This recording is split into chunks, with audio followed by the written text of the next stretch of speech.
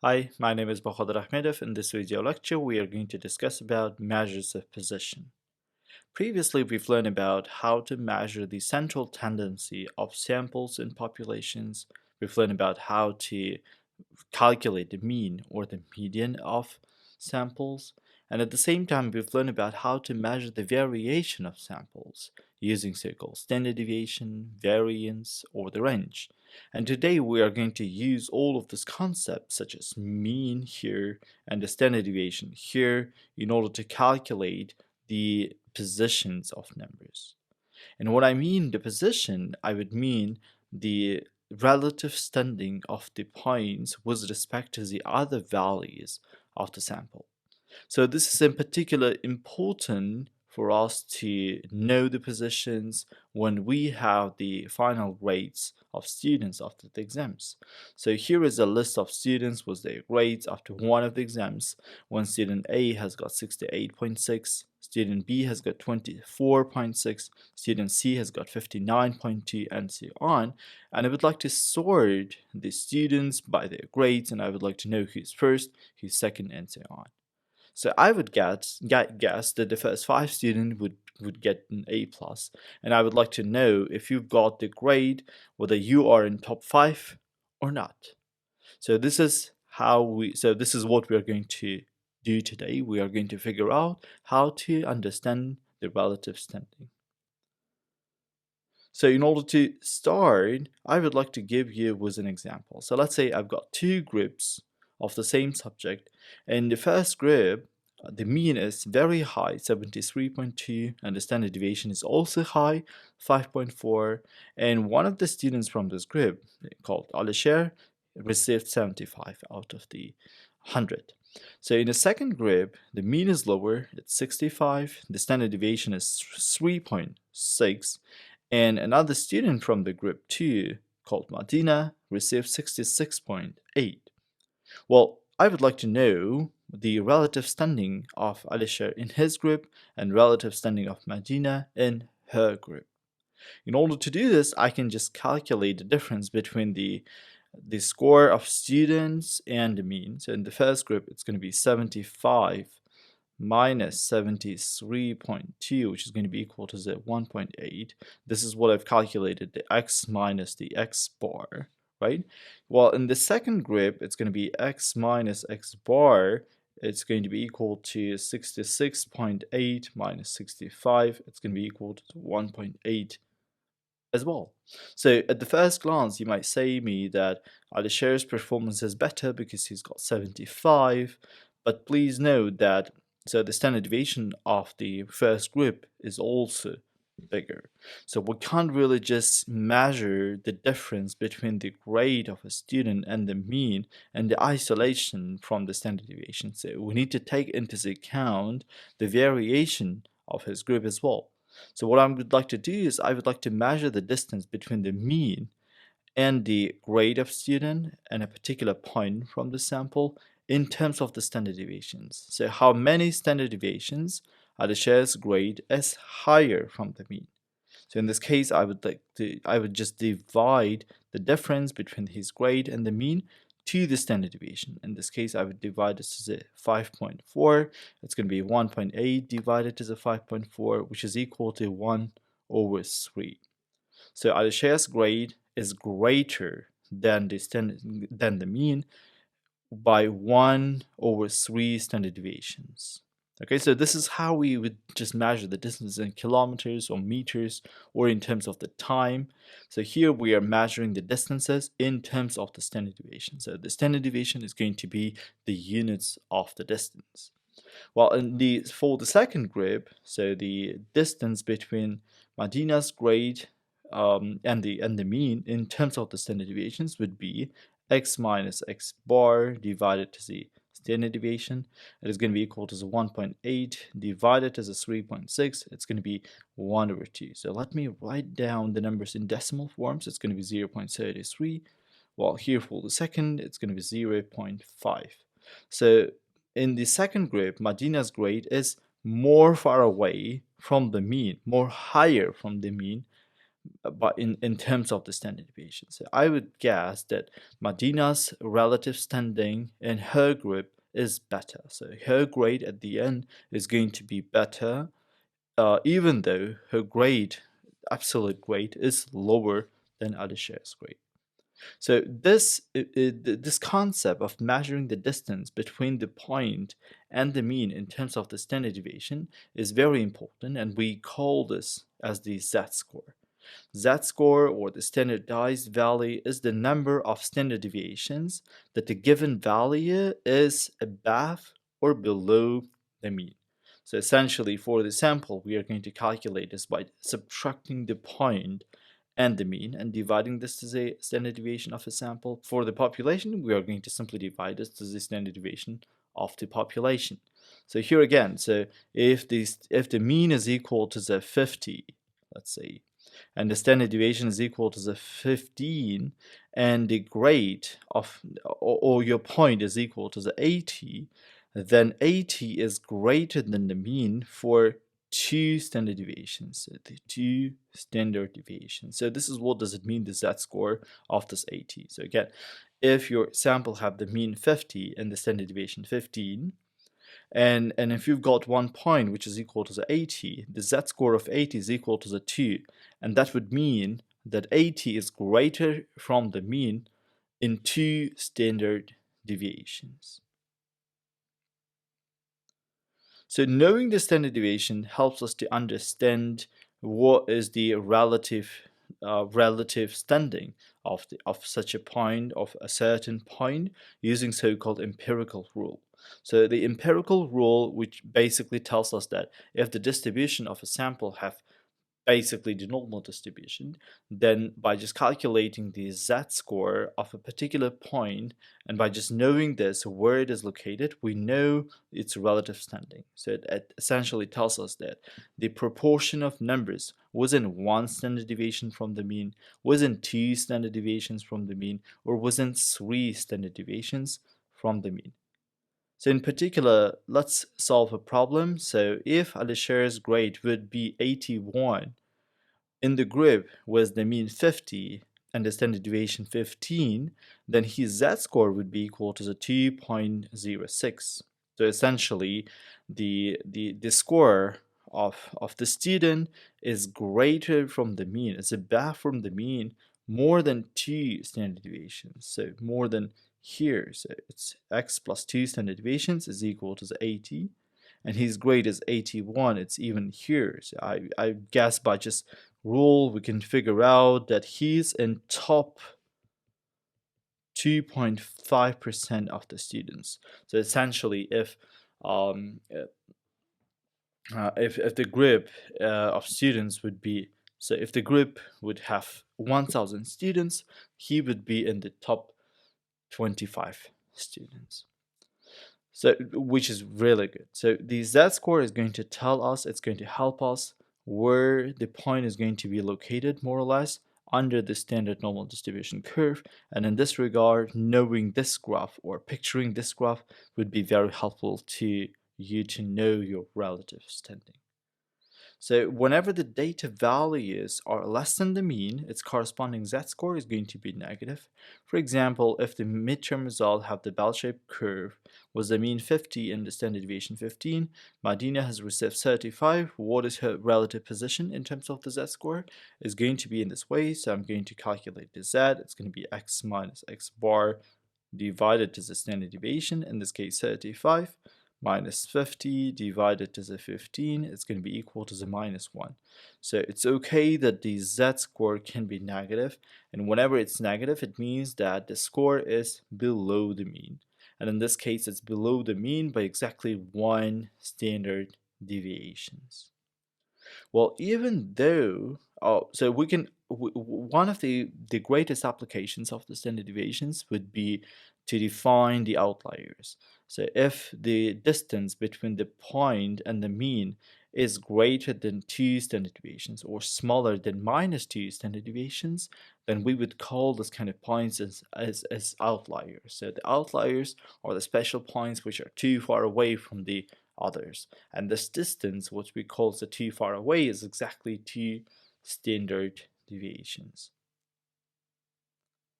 So the z-score is very useful. So it's very useful concept. We're going to use the concept of the z-score again and again. But we find the relative standing of the point approximately. And when I say approximately, I say that we made a couple of assumptions once we are calculating the relative standing of the point. For example, we assume that the distribution of a sample is normal, or we assume that the sample size is too big, so that we can apply all of the continuous rules into the discrete points. But again, so if you know just the mean of a sample and the standard deviation of a sample, we don't need to know all of the other points in your sample. So your sample may have million of points and I don't need to know all of them. So the only thing which we need to know is the mean and the standard deviation. And by just knowing these two values, we can calculate the relative standing. So for example, we can know whether your score is in top 2% or top 5% or top 0.1% and so on. But at the same time, it's again approximate relative standing. If you know all of the points of your sample, you can determine your exact position, where there are more defined measures of the position, and we call them as the quartiles or the percentiles. So essentially, the percentiles are the measures of location denoted as P1, P2, and so on, P99, which divide a set of the data into the 100 groups with about 1% of the values in each group. So essentially, if you've got 100 points in your sample, then every point is going to be the percentile because it divides the sample to 1%. Well, at the same time, if your sample would have 1000 points, every 10 points are going to be in one percentile. So the first 10 points is going to be in the first percentile, this next 10 points is going to be in the second percentile, and so on. And the percentiles are going to be the numbers which divides those groups, which are in the borders of those groups. So essentially, if you would like to know the percentile of the value, so if I'm just going to give you some value and tell me, hey, what is the percentile of this number, then you just need to divide the number of the values less than this number to the total number of the values and multiply this to the 100. So for example, the 50th percentile, denoted as P50, has about 50% values of your data set below this number. So we call this as a median, by the way. So let's do an example to calculate the percentile of the value. So the table above shows 35 budgets of the movies. So find the percentile of the value of the 29 millions. So please note that all of these values in this table are sorted already. So they are arranged in increasing order. So this is really important. So we have to figure out what is the percentile of the 29, which is here. In order to do this, I'm just going to put everything into this formula. So the percentile of 29 would be the number of the points which are smaller than 29. It's like 1, 2, 3, 4, 5, 6. 6 numbers which are smaller than this. And then I have to divide this to the total number of the values, which is 35, and multiply this to the 100. So if I divide 6 to the 35 and multiply this to the 100, it's going to be 17 if I round this number up. So let's make an agreement that we're going to round the numbers up in this formula. So the 17 is going to be the percentile of 29 millions. What does it mean? It means that the number of the proportion of the values smaller than 29 is 17%. So one more time, the proportion of values smaller 29 millions is 17%. So this is what does it mean, the percentile. At the same time, so you can figure out the value from the set if you know the percentile. So if I would like to know what is the 25th percentile of your set, I can figure out this from manipulations of this formula. So by just putting one values into the another side, we can figure out this as well. So let's assume that you are given again the same table. I would like to find the 90th percentile. So essentially, the number of the values smaller than this x should be equal to the 90% of all of the values in the sample. So in this case, it is going to be 35 divided as 100, because the total number of the values, 35 divided as 100, and I have to multiply this to the 90, because I need to find the 90th percentile. And if I do the manipulations, I will get 31.5. And again, I'm going to round this number up. So we are going to denote this as a P90. It's going to be equal to the 32. So what does it mean? The position of this value is going to be at the 32. So it is going to be equal to the 30. So there are 10 values in each row. Then it's going to be 31 here, 32. So 150 is going to be the 90th percentile of this set. So it basically means that amount of the values, or the proportion of the values smaller than 150 millions, is going to be equal to the 90%. So this is how we can find the values corresponding to the percentiles and vice versa. So another important concept, which is very similar to the percentiles, is called the quartiles. So if the percentile splits the points of your sample into the 100 groups, the quartiles are going to split the sample into the 4 groups, with about 25% of the values in each of the groups. So essentially, if you've got 100 points in your sample, and if you sort them, the first quartile, so essentially the first quartile,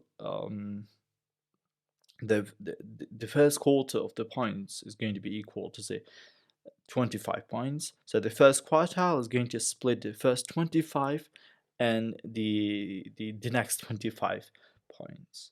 So let's assume that you've got 11 points, right? So I'm going to find the first 25% of the points, and I'm going to just make the split there. So the Q1 is going to be x3, because the number of the points smaller than this x3 is going to be 25%. So at the same time, x6 is going to be the second quartile, because below the second quartile, there are 50% of the values are located. And x9 is going to be the third quartile, because the number of the values smaller than x9, the third quartile, is going to be equal to the 75%. Again, so the quartiles Q1, Q2, and Q3 are in the borders of the quarters of your data set. So essentially, the first 25%, then the first 50%, then the first 75% is going to be the borders of the first, second, and the third quartiles. So let's just sort the budgets of the 35 movies and try to figure out the quartiles, the first, second, and the third quartile. And in order to do this, I would like to just put all of the values in one row, and I would like to denote their positions as well. So they are sorted, and 4.1 millions, which is the first one, 5 millions is going to be the second one, and so on. And I'm just going to write down their position as well. So at the same time, if you remember, the quartile can be found by finding the median of the lower half of the points. So again, so you can do this in different ways. So you can find the median. So the median is going to be exactly 18, right? So this is going to be the second quartile, by the way. And all of the values smaller than the median is going to be called as the lower half of your data set. And all of the values greater than the median is going to be called as an upper half. And you can find the median of the lower half, it is going to be the first quartile. The median of the upper half is going to be the third quartile. The median of your sample set is going to be the second quartile. But we can do this indifferently by finding the percentiles. So the first quartile is the 25th percentile. And if you remember, we did this in the following way. So we have to divide 25 to the 100. It is 25th percentile divided to the 100, and multiply this to the number of the values in your sample, which is 35. And if you do the calculations, you're going to get 8.75. Again, so the 8.75 is going to be rounded up, and it's going to be exactly 9. So please note that it is the median of the lower half as well, right? Because the number of the values below this 9 and upper this 9 is going to be the same in the lower half. It is going to be equal to the Q1, and it's equal to the 35, by the way, right? So in order to find a Q2, I need to find the 50th percentile, right? P50. In this case, I'm going to divide 50 to the 100 and multiply this to the 35. It is simply dividing 35 to the 2, and if you round this up, it is going to be equal to the 18, and this is going to be this value, and that's the second quartile.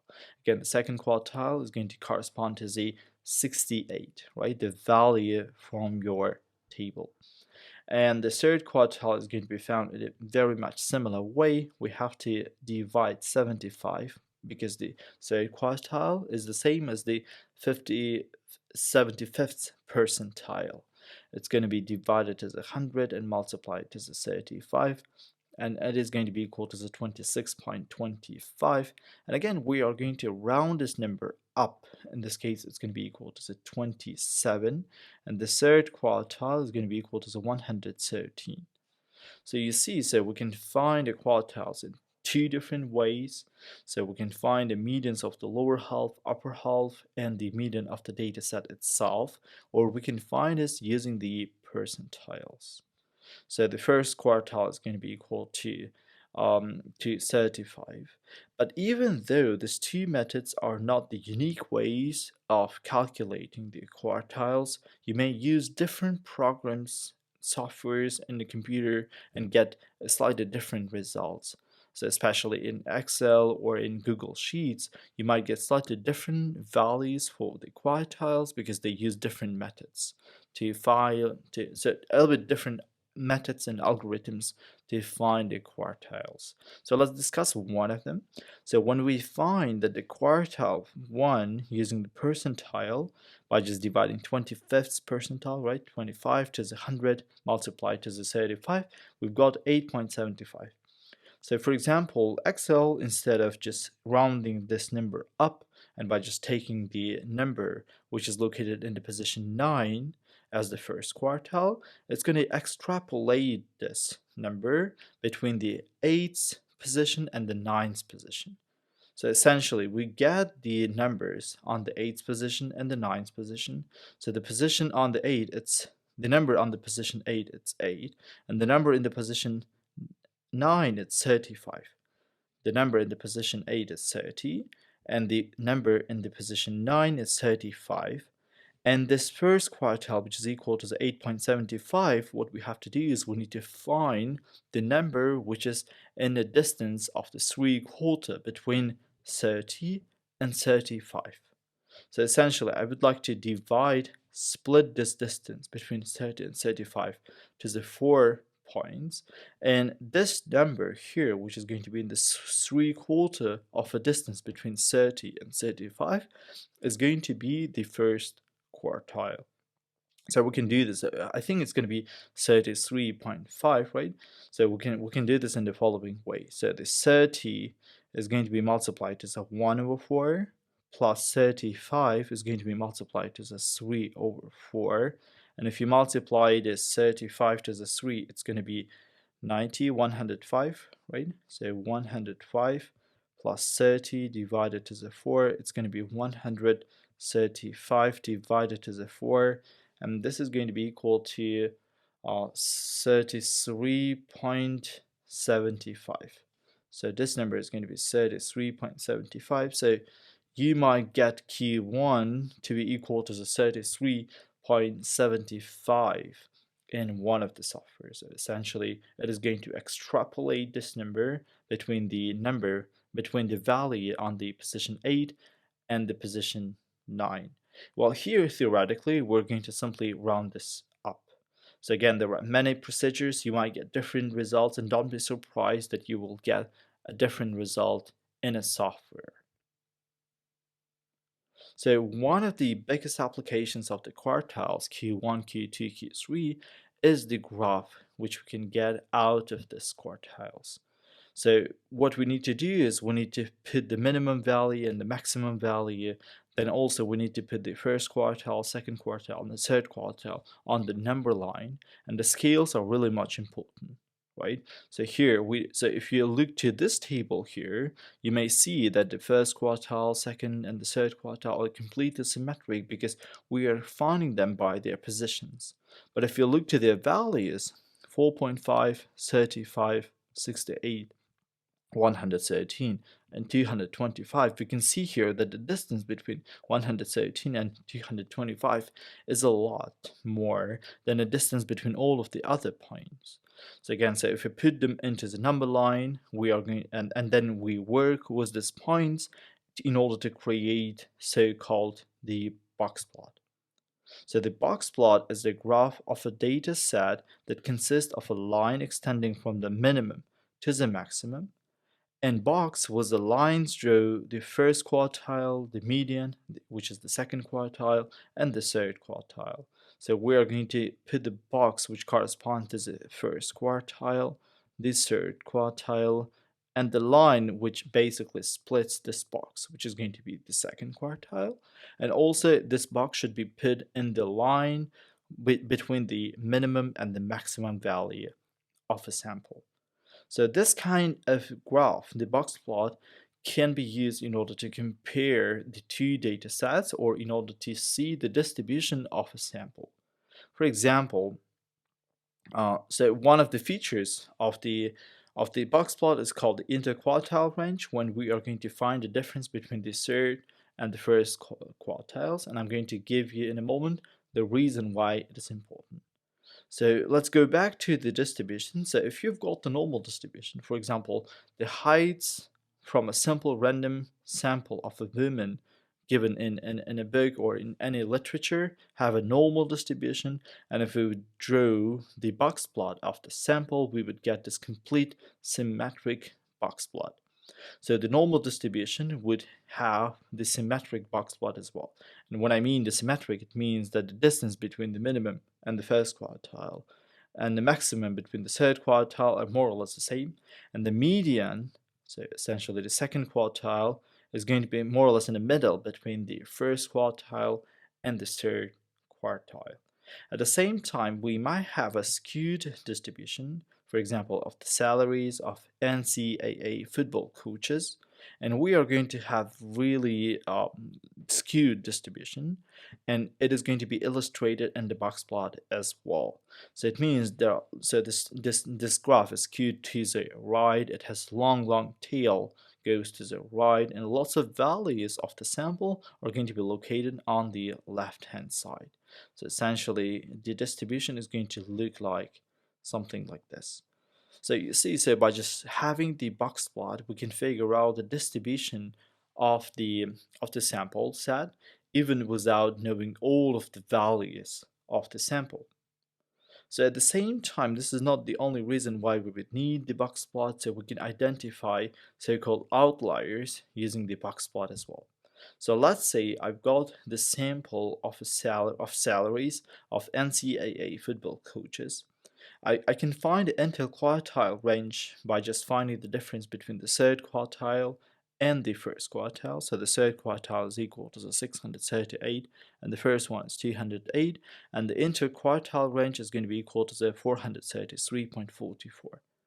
And if I add its multiplication to the 1.5 to the third quartile, it's going to be equal to this number. So essentially, I'm going to multiply IQR to the 1.5 and add this to the third quartile. It's going to be equal to the 1288.6. And I'm going to just put this value onto the number line as well. And it's a special value because all of the values from the sample greater than this are going to be the outliers. So this is another way how we are going to define the outliers. Again, outliers are numbers from a sample which are too far away from the others. And one definition of the outlier is going to be the distance between the outlier, between the point and the mean should be more than 2 standard deviations. And the second definition is going to be the distance um, between the point and the third quartile should be more than one and a half interquartile ranges. So let's summarize all of the things which we have discussed today. So we have discussed about the z-score, which is going to tell you the distance of the point x from the mean in terms of the standard deviation. So essentially how many standard deviations your point is above or below the mean. We discussed about the percentiles when the data set is going to be split into the 100 group, which consists of the 1% of the data, and the percentiles are going to be the numbers and the borders of those groups. So essentially, percentile P 70 or 90 means that the number proportion of the value smaller than this value is equal to 90%. And at the same time, we discuss about the quartiles, which basically splits the sample into exactly 4 groups. That in this case, the quartiles Q1, Q2, and Q3 are going to be the medians, right? Q2 is going to be the median of the complete sample, which basically splits the sample into the first half, lower half, and the upper half. And the Q1 is going to be the median of the lower half, Q3 is going to be the median of the upper half. We can use the Q1, Q2, Q3 in order to sketch the box plot, which helps us to understand the distribution of the data set, or also it helps us to understand the outliers or identify the outliers.